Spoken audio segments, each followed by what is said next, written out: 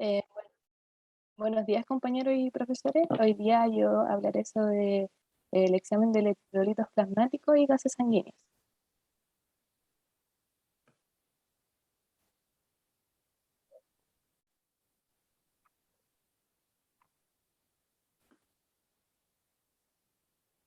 Para comenzar, debemos saber qué son los electrolitos. Los electrolitos son iones con carga eléctrica que se encuentran en los tejidos de la sangre.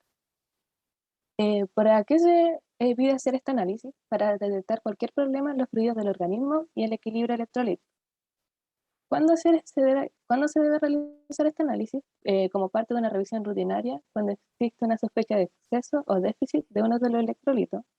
Casi siempre se realiza por una deficiencia del sodio o del potasio, o si hay una sospecha de que exista desequilibrio del sistema ácido-base. Cualquier enfermedad que afecte la cantidad de líquido en el cuerpo, como la deshidratación, o que afecte los pulmones, los riñones o el metabolismo, tiene un potencial de causar un desequilibrio en los electrolitos.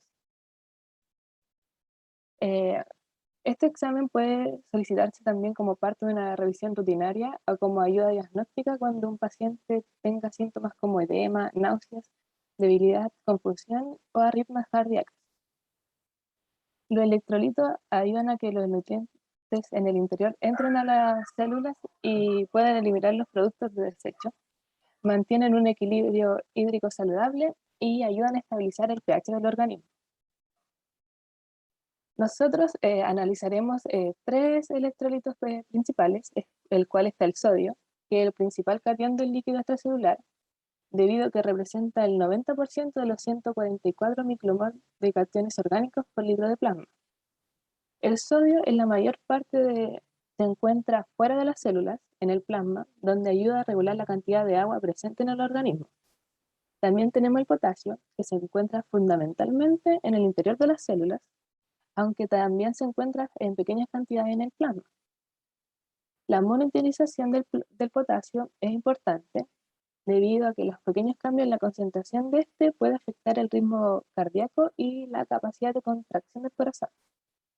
Las altas concentraciones intracelulares de potasio se mantienen mediante la bomba trifosfato de adenosina, ATP, de sodio-potasio, que es alimentada por energía oxidativa y transporta continuamente el potasio al interior de la célula contra el gradiente de concentración. También tenemos el cloruro, que el cloruro se mueve tanto dentro y fuera de la célula para mantener la carga eléctrica neutra y su concentración suele reflejar la del sodio.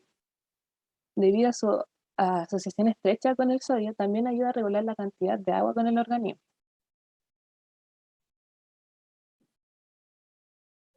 Como había dicho, el sodio representa casi el 90% de los 154 micromoles de cationes orgánicos por litro de plasma y es el responsable de casi la mitad de las fuerzas osmóticas que existen en él. Por lo tanto, juega un papel central en el mantenimiento de la distribución normal del agua y la presión osmótica en el compartimiento del líquido extracelular. El sodio se filtra libremente por por los glomérulos renales y a continuación se reabsorbe activamente en los tóbulos proximales con un 70-80% de su carga, mientras que el agua y el cloruro siguen pasivamente de manera isosmótica y eléctricamente neutra. En los túbulos distales, la interacción con la hormona suprarrenal de la aldosterona con los sistemas de intercambio acoplados a sodio, potasio y sodio hidrógeno da como resultado directamente la reabsorción de sodio y indirectamente la de cloruro. Es la última regulación de la fracción del sodio y filtra lo que determina la cantidad de sodio que es excretada en la orina. El potasio filtrado a través de los glomérulos se reabsorbe casi por completo en los túbulos proximales y luego se secreta en los túbulos distales a cambio de sodio bajo la influencia de la aldosterona. La aldosterona aumenta la secreción de potasio y la reabsorción de sodio en los túbulos distales mediante un mecanismo de intercambio de sodio y potasio. Los riñones responden casi de inmediato a la carga de potasio con un aumento de la producción de potasio, de modo que la orina recolectada durante o después de un periodo de alta ingesta de este puede tener concentraciones altas tan altas como sobre los 100.000 equivalentes por litro. Por el contrario, la respuesta tubular para conservar el potasio es muy lenta en etapas iniciales de agotamiento. A diferencia de la respuesta rápida para conservar el sodio en estados deficitarios, los túbulos pueden tardar hasta una semana en reducir la excreción de potasio, de 5 a 10 milimol por decilitro. Los factores que regulan la secreción tubular de distal del potasio incluyen la ingesta de sodio y potasio, la secreción de mineralocorticoides y el equilibrio ácido-base, debido a que los mecanismos de conservación renal responden con lentitud. La depresión del potasio puede ser consecuencia temprana de la ingesta restringida de este o la pérdida, por vías extrarrenales como la diarrea. Una tasa de filtración glomerular disminuida es la típica insuficiencia renal y por consiguiente la disminución de la tasa de flujo distal es un factor importante en la retención de potasio. Como había dicho, el cloruro es el principal anión extracelular, por lo tanto va a ser similar al sodio y participa significativamente en la distribución de agua y la presión osmótica. Los iones de cloruro se absorben casi por completo en el tracto intestinal y se filtran en el plasma, en los glomérulos y se reabsorben pasivamente junto al sodio en los túbulos proximales. En la rama ascendente de la gruesa de la asa de Henle, el cloruro es reabsorbido activamente por la bomba de cloruro, que promueve la reabsorción de sodio y los diuréticos como el asa de asa como furosamida y el ácido etacrínico inhiben esta bomba. El cloruro se mide con mayor frecuencia en suero o plasma, orina y sudor. Es estable en suero y plasma, incluso que la muestra presente hemólisis no altera significativamente la concentración de cloruro en suero o plasma, porque su concentración en eritrocitos es aproximadamente la mitad del plasma.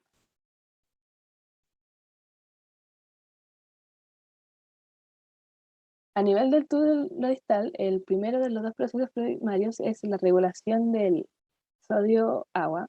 Aquí la aldosterona estimula los conductos colectores corticales para reabsorber sodio, con el agua siguiendo pasivamente y secretar potasio para mantener la neutralidad eléctrica. La aldosterona es producida por la corteza suprarrenal en respuesta de la angiotensina 2, derivada de la acción de la renina. La secreción de renina por las células justaglomerulares renales es estimulada por niveles bajos de cloruros, por la actividad beta-adrenérgica y por la presión arterial baja. Tenemos los valores de referencia en adultos, que en sodio van de 135 a 145 mil equivalentes por litro, en potasio van de 3,5 a 5 mil equivalentes por litro, en cloruro van de 100 a 108 mil equivalentes por litro. También tenemos los valores de referencia en niños de 7 a 1 año, lo cual estos no varían mucho con los adultos, pero igual hay que nombrarlos. En sodio va de 130 a 140 mil equivalentes por litro, en potasio va de 3,5 a 5,1 mil equivalentes por litro, y en cloruro va de 97 a 106 mil equivalentes por litro. Hay que tener en consideración los valores críticos del sodio y potasio porque son los principales electrolitos que vamos a considerar, y que en sodio bajo los 125 mil equivalentes por litro se refiere a que es crítico, y alto sobre los 160 mil equivalentes por litro también. Mientras que en el potasio bajo los sobre 2,8 mil equivalentes por litro y sobre los 6,0 mil equivalentes por litro. Los requisitos de toma de muestra. El profesional de la salud debe tomar una muestra de sangre de la vena con una aguja pequeña. Esta punción es venosa y no requiere ningún preparativo especial. La muestra debe ser transportada en hielo y se utiliza un tubo sin anticoagulante.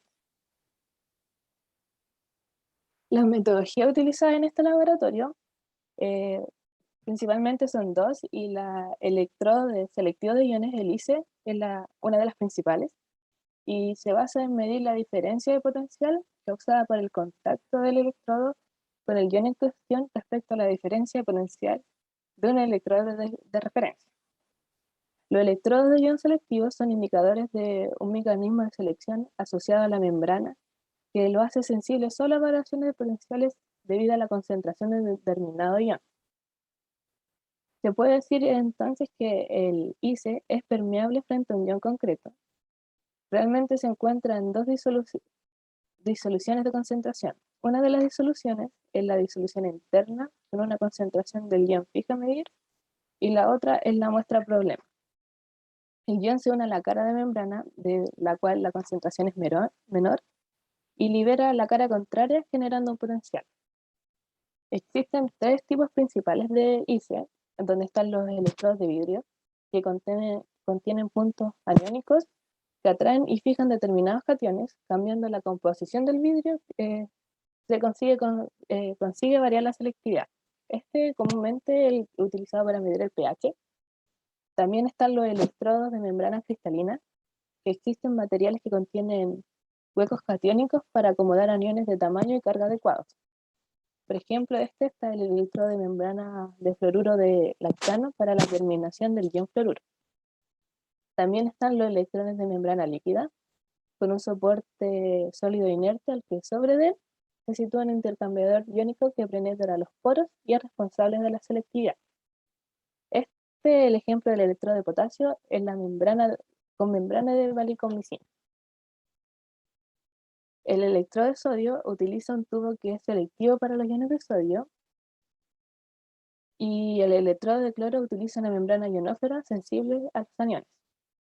También tenemos el fotómetro de llama de emisión, que es una técnica que se utilizaba más anteriormente, que se basa en que el instrumento que se utiliza para medir las concentraciones en elementos de una solución, tales como el sodio y potasio, puede medir la intensidad de la luz emitida al introducir un cierto compuesto en la llama.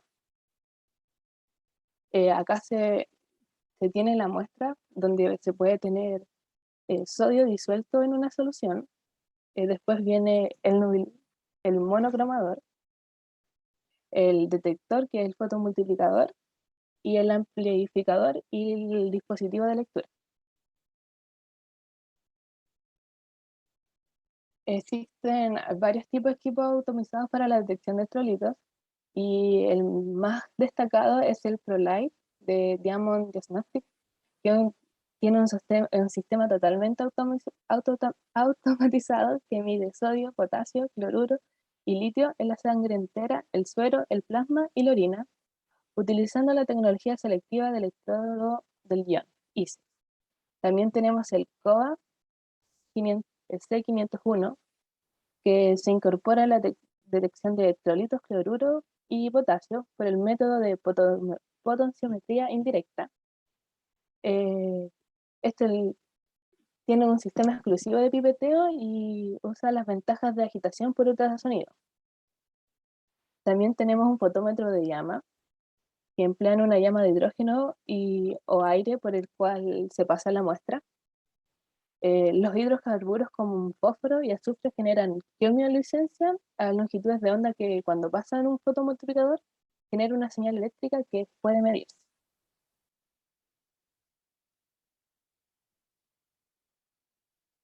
También debemos hablar de la importancia clínica de los electrolitos plasmáticos. Por alteración del sodio se puede presentar hiperatremia, que la hiperatremia, eh, eh, eh, primero voy a hablar de la hipoatremia, que es la corrección demasiado rápida que puede conducir a problemas neurológicos, como un edema cerebral o un aumento de la presión intracraneal, y los casos más graves, enmesión cerebral y muerte. En la hiponatremia crónica, el cerebro procede en mecanismos de adaptación para evitar el edema cerebral. Como dice su nombre, hipotremia es una baja concentración de sodio, y también tenemos la hiperatremia, que curiosamente casi presenta las mismas manifestaciones clínicas Emilia, que... Emilia, un Ah, momentito, te voy a interrumpir un momentito. En el nombre no es hiperatremia, es hipernatremia, ¿ya? Porque es de sí, natrio. Entonces es que lo has sí, nombrado lo mismo hipoatremia, decías, hiponatremia, ¿no? Para sí, que incluso la tenía escrito, es verdad. Ya, Lo sí, tenía. para que esté Sí, claro. Bien, continúe. ya, en la hipernatremia, curiosamente igual a la hiponatremia y presenta las mismas manifestaciones clínicas a nivel del sistema nervioso central. Estas incluyen irritabilidad, llanto agudo, convulsiones, incluso pueden llegar al coma. En los casos más severos, la retracción celular tracciona las venas y senos venosos, pudiendo producir hemorragias intracraneales. Los signos de deshidratación e hipovolemia acompañan a la hipernatremia derivada de la pérdida de líquido hipotónico. En el potasio, este debe mantenerse en rangos muy estrechos que van de los 3 a 5 mil equivalentes por litro, por su gran importancia en la transmisión de electrolítica a nivel celular. La alteración electrolítica que más rápidamente pone en peligro es debido a su efecto en la actividad eléctrica cardíaca en la hiperposatemia. Sus efectos son especialmente preocupantes en situaciones de cardiopatía subyacente. La concentración plasmática depende de dos variables: el potasio corporal total regulado por el balance externo, es decir, la diferencia de entradas y salidas por orina, heces y sudor, y también depende de la distribución relativa entre el espacio intracelular y extracelular o balance interno, regulado entre otros por la insulina, catecolaminas, osmolaridad, equilibrio ácido-base y ejercicio. Esta distribución relativa constituirá la base del tratamiento inmediato para la hipercalemia o hiperposatemia. Si se produce por, la hipocalemia, se produce por ingesta deficitaria del potasio debido a su entrada y salida en esta. Esta es la última causa bastante frecuente en pacientes graves, ya que la respuesta al estrés genera secreción de insulina, catecolamina y situaciones de acidosis, favoreciendo la entrada de potasio al interior de la célula. Otras causas de hipocalemia en el niño son los fármacos como la furosemida y el salbutamol. Las manifestaciones clínicas pueden incluir debilidad muscular, hilio paralítico, arritmias. Siempre que nos encontremos ante un abdomen agudo con hilio paralítico no explicable, debemos comprobar que no existan anomalías en los electrolitos. En la hiperposatemia, el incremento de sodio en el suelo plasmático, debido al aumento del contenido total del sodio, se encuentra en el espacio cerebral llegando sobre los 5,5. Los síntomas incluyen mareos, náusea y debilidad muscular. Y en el electrocardiograma también se pueden ver afectadas elevadas las ondas T, seguida que se aplanan las ondas P y se alargan el intervalo PR. Posteriormente se ensancha el complejo QRS y se altera el segmento ST. Incluso se produce taquicardia y fibración ventricular. La hipocalcemia, la hiponatremia y la acidosis agravan los efectos nocivos de la hipercalemia. En el cloruro tenemos la hipercloremia, que es un nivel elevado de cloruro en sangre. El cloruro, como es un electrolito importante que ayuda al metabolismo del cuerpo, los riñones controlan el nivel del cloruro, por lo tanto, si hay un trastorno en los niveles de cloruro en sangre, a menudo tiene relación con los riñones. El cloruro ayuda a nivelar el equilibrio ácido-base en el cuerpo. Y también tenemos la hipocloremia, que cuando la concentración sérica del cloruro es baja sobre los 96 mil equivalentes por litro. Generalmente la causa más frecuente es la pérdida de cloruro a través del sudor, en el tracto gastrointestinal o en el riñón. Si bien puede ser causada por una deficiencia de ingesta de sodio, como en los casos de administración intravenosas carentes de cloruro, en pacientes con dieta oral absoluta y en pacientes con dietas bajas en sal. Las pérdidas digestivas de cloro ocurren en los casos más repetidos de vómitos, diarrea, cirugía gástrica, aspiración continua de contenido gástrico, ileostomía y fístulas. Las pérdidas renales suceden en los casos con diuréticos, tiaziácidos y todas aquellas nefropatías donde se pierde sal. También tenemos el examen de gases sanguíneos, que permite, por una parte, la valoración pulmonar en términos de oxigenación y ventilación, y por otra parte, el estado ácido-base, o sea, establecer el diagnóstico de la alteración de equilibrio en términos de acidosis o alcalosis según su etiología. Lo que vamos a medir va a ser el pH, la presión parcial de dióxido de carbono, bicarbonato, presión parcial de oxígeno y la saturación de oxígeno. ¿Por qué se realiza este análisis? Es para evaluar la función pulmonar midiendo el pH, el oxígeno y el dióxido de carbono, monitorizando el tratamiento de las enfermedades pulmonares, también para detectar un desequilibrio en el ácido base de la sangre que puede indicar un trastorno respiratorio, metabólico o renal. Y también se puede para evaluar la eficacia de la oxigenoterapia. El pH es una medida de equilibrio entre los ácidos base de la sangre. El pH disminuye, si el pH disminuye, por lo tanto es más ácido, y si aumenta, es más alcalino. La presión parcial de oxígeno mide la cantidad de gas disuelto en la sangre. La presión parcial de dióxido de carbono mide la cantidad de gas de dióxido de carbono disuelto en la sangre. A medida que aumenta la presión parcial de dióxido de carbono, el pH sanguíneo disminuye, y si la presión parcial de dióxido de carbono disminuye, el pH aumenta. También está la saturación de oxígeno, que corresponde al porcentaje de hemoglobina que transporta el oxígeno.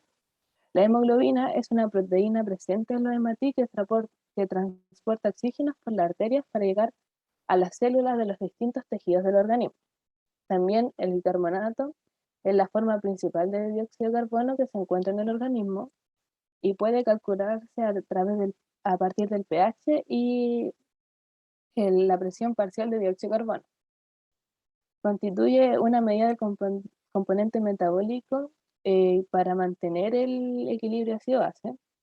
El bicarbonato se excreta y reabsorbe en los riñones en respuesta a los desequilibrios del pH, estando directamente relacionado con el nivel del pH. A medida que la cantidad de bicarbonato aumenta, también va aumentando el pH. También está la aplicación de la ecuación de Henderson-Hasselbalch en las mediciones de gases en sangre. El equilibrio ácido-base es regulado por los amortiguadores tanto intracelulares como extracelulares, así como por los sistemas renales, donde se excreta hidrógeno, amoníaco y se regenera bicarbonato, y respiratorio, donde se excreta dióxido de carbono. Conservar este equilibrio constituye un complicado proceso fisiológico que permite mantener estable el pH de la sangre. Acá tenemos la ecuación de Henderson-Hasselbalch, que puede traducirse que el bicarbonato divide a la presión parcial de dióxido de carbono. Es decir, el bicarbonato, si se presenta un aumento del bicarbonato, va a aumentar el pH, y una disminución del bicarbonato va a disminuir el pH. Mientras que la presión parcial de dióxido de carbono es inversamente proporcional al pH, es decir, mientras el pH está aumentado, la presión parcial de dióxido de carbono va a disminuir. El bicarbonato es la base que tenemos que liga a los iones de hidrógeno, y es la base más importante que dispone el organismo para el sistema de amortiguación. Por ende, mantiene los valores de pH normales, o sea, es decir, mantiene el equilibrio ácido-base. A pesar de que existen centenares de organismos, que en el organismo hay centenares de sistemas ácidos, de sistemas buffer, el pH es solo controlado por uno de ellos, que es la relación bicarbonato-ácido carbónico. El ácido carbónico se puede desdoblar mediante la anhidrasa carbónica y se puede convertir en dióxido de carbono y agua.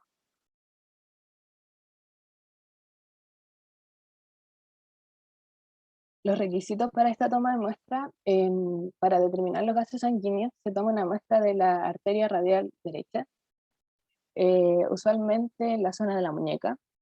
Para esta extracción se deben utilizar jeringas de cristal heparinizadas o jeringas de polipropileno, ya que la de poliestireno dejan escapar gases y los torniquetes deben ser suaves. El paciente debe evitar realizar ejercicio intenso antes de a realizar la toma de muestra y también debe haber evitado fumar al menos 2 horas antes. La muestra igual debe introducirse en hielo y procesarse con eh, inmediatez, y el anticoagulante debe ser heparina sódica, debido a que permite que no se coagule la muestra, pero este no debe usarse en altas concentraciones debido a que puede alterar la concentración del dióxido, de la presión parcial de dióxido de carbono y la presión parcial de oxígeno. El uso de la heparina de sodio no se recomienda debido a que también aumenta la concentración del sodio y solo se utiliza heparina de litio. Esta punción arterial es mucho más dolorosa que la punción venosa y normalmente se presenta una cierta molestia posteriormente a la punción, y debe realizarse una compresión en la zona para evitar posibles sangrados. Los resultados de la prueba se informan en valores. El médico comparará sus resultados con los rangos normales que se establecieron después de realizar la prueba de personas en grupo, y los rangos de referencia pueden variar entre laboratorios y hospitales. Pero los rangos de referencia normales para estas pruebas son las siguientes. En el pH en adultos va de 7,35 a 7,45. En los 2 meses de vida y a los 2 años va de 7,34 a 7,46. En recién nacidos va 7,32 a 7,49. El bicarbonato en adultos o niños va de 21 a 28 mil equivalentes por litro. En recién nacidos o bebé va de 16 a 24 mil equivalentes por litro. Y en la presión parcial de dióxido de carbono en adultos o niños va de 35 a 45 miligramos de mercurio. Y en niños menores va de 26 a 41 miligramos de mercurio. La Emilia, saturación. Emilia, te interrumpo de nuevo. Milímetros de mercurio, ¿ya? Para que no Sí, se confundan miligramos, son milímetros de mercurio. Bien, mililitros. ya. Ya, y en la saturación de oxígeno en adultos o niños va del 95 al 100%, en ancianos es del 95% y en recién nacidos va del 40 al 90%. La presión parcial de oxígeno en adultos va de 80 a 100 milímetros de mercurio, y en recién nacidos de 60 a 70 milímetros de mercurio. La metodología para la determinación en gases de sangre, este análisis incluye para el pH mediante un electrodo de vidrio, el cual ya había nombrado anteriormente, que contiene puntos aniónicos que atraen y fijan determinados cationes, cambiando la composición del vidrio y se consigue variar su selectividad. El análisis cuantitativo del pH se realiza con una célula electroquímica constituida por el electrodo de vidrio sensible al pH y un electrodo de referencia. El electrodo de vidrio para medir el pH consta de una delgada membrana de vidrio que forma un bulbo permeable a los hidrógenos, en cuyo interior se encuentra una solución de pH fijo. También ion el electrodo de plata de cloruro. El bulbo está soldado a un tubo de vidrio grueso, en cuyo interior está el hilo de plata y el electrodo conductor interno. El pH se determina midiendo la diferencia de potencial a través de la membrana de vidrio que separa la disolución del problema de disolución de referencia de la concentración de hidrógeno. La diferencia de potencial es proporcional a la concentración de hidrógenos en la disolución, es decir, El pHímetro mide la diferencia potencial y representa las unidades pH. Para establecer una relación concreta entre la diferencia potencial y el pH, es necesario calibrar el pHímetro con disoluciones de pH conocidas. Para la determinación de la presión parcial de oxígeno en sangre, eh, la presión parcial de oxígeno en sangre es la presión ejercida por el oxígeno disuelto en el plasma y no debe confundirse con la cantidad de oxígeno unido a la hemoglobina o a la cantidad total de oxígeno. El resultado de la determinación se expresa en milímetros de mercurio. Para esta determinación se utiliza el electrodo de Clark. El oxígeno de la muestra eh, se difunde a través de una disolución electrolítica hacia el cátodo, donde se reduce originando un cambio en la proporcional a la presión parcial de oxígeno. También tenemos la presión parcial de dióxido de carbono en sangre, la cual es ejercida por el dióxido de carbono libre en el plasma. Para su determinación se utiliza el electrodo de Sevegineris con la aplicación especial para el electrodo de pH.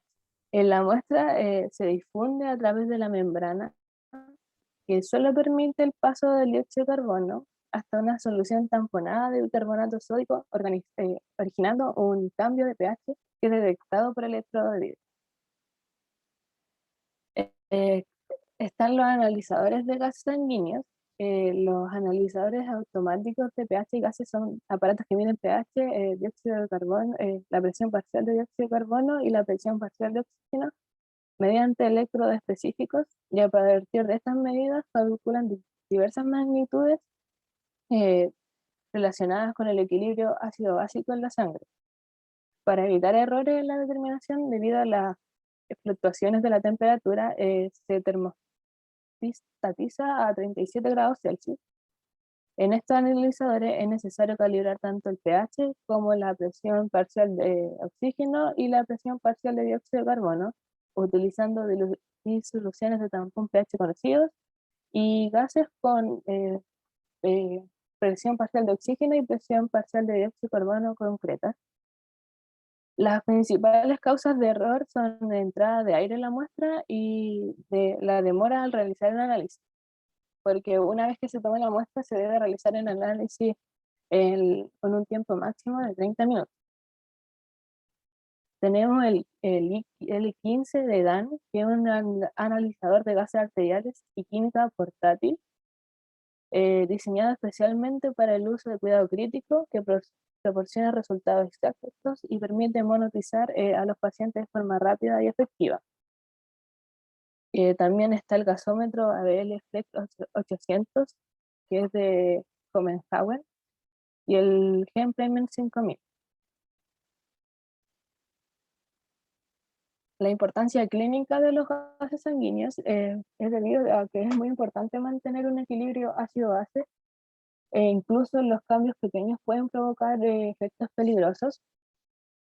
Los componentes de los gases sanguíneos, como el pH, la presión parcial de dióxido de carbono y el bicarbonato, están muy relacionados entre sí y por lo tanto deben considerarse en conjunto. Algunas combinaciones concretas de resultados pueden sugerir causa de acidosis o alcalosis, y una acidosis respiratoria se caracteriza por presentar un pH bajo y un aumento de la presión parcial de dióxido de carbono, y es debida a una disminución en la función respiratoria, es decir, un aporte insuficiente de oxígeno y una eliminación disminuida de dióxido de carbono. Las causas pueden ser muy variadas, eh, pueden ser neumonías, EPOC, sedación excesiva por narcóticos, eh, y también está la alcalosis respiratoria, en donde se caracteriza por un pH eh, elevado y una presión parcial de dióxido de carbono disminuida. y es debido a un aumento en la ventilación causada por la hipoventilación, dolor, estrés emocional o ciertas enfermedades pulmonares que pueden interferir en el intercambio de gases. También está la acidosis metabólica, que se caracteriza por un valor de pH y valor de dióxido de carbono, valor de pH y valor de bicarbonatos disminuidos. La acidez se relaciona con el problema metabólico renal y entre las causas se incluyen la diabetes, el shock y la insuficiencia renal. También está la alcalosis metabólica, que se caracteriza por un aumento del pH y del bicarbonato y se observa en la hiposatemia y en los vómitos crónicos. Un nivel de pH superior al valor de referencia puede ser causado por una respiración muy rápida, que puede ser hiperventilación, un nivel bajo de potasio, hipocalemia, vómitos o medicamentos como los diuréticos. Muchas gracias por su atención. Gracias, Emilia.